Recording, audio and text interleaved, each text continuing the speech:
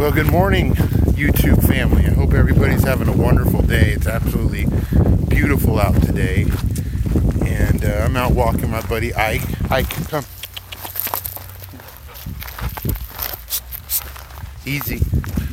And he's a good boy. We've come a long way. I train and walk him Monday through Friday. And he's really made a lot of progress that I'm very proud about. But I wanted to share with you one of my key components for relationship with a dog and for dog training, and that is establishing vocabulary. Something that seems so elementary, but when I talk to a lot of my clients, they're like, oh, that makes sense. So first off, always want to be firm, fair, and consistent with your dog. Firm, fair, and consistent. That way communication makes sense to them, makes sense to you, and it just really opens up a willingness to please. You want the dog to want to please, and if you're firm but you're fair and consistent, they can kind of understand where you're coming from. So that's always the foundation. But when you establish vocabulary, you want to basically take just a few phrases. Instead of heel, I use easy. Ike, easy.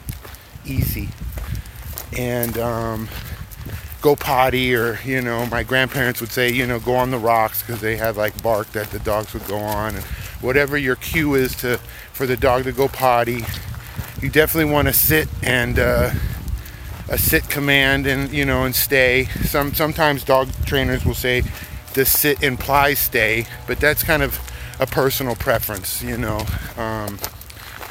but these are just a few vocabulary words you want to just hammer home. Don't want to make it too difficult for them to understand. You want to use a very firm tone and just really hammer them home, because the more vocabulary words you're able to teach your dog, the more that the communication is helpful and useful to your guys' relationship. One of my philosophies with dog relationships is trying to just boil everything down to the most primitive relationship. Getting rid of some of the toys, getting rid of some of, not allowing them up on the furniture as much. All these things can kind of lead to anxiety. As much as you think, oh, well, the dog laying in my bed at night, makes me feel good, and I know my dog feels good, but it does kind of, unless it's an elderly dog that you've established a lot of ground rules with, it kind of adds to their anxiety and gives them a bigger of a responsibility in life, because they need to live up to that, versus more of a follower relationship where they kind of follow your lead. Think of it like dancing, and if both dancers are trying to lead each other, it's not always the best. You want to have someone that kind of puts that first step out, and that's the relationship you really want to try and have with your dog. But if you ever have any questions dog related, do not hesitate. I would love to help. And my first recommendation is establish vocabulary.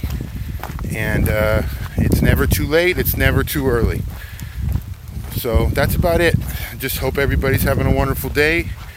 I'm out here in Upland, and got some good news. My van, I thought yesterday was going to be totaled, but today I got the word that it's fixable. So from when the tree fell on it on Christmas, which was a traumatic thing, but so I'm going to get my van all fixed back up, and things are looking on the up and up for me.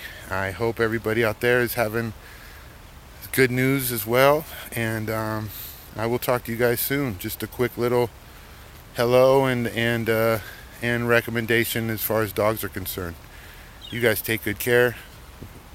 With a heart full of love, signing off. Peace out.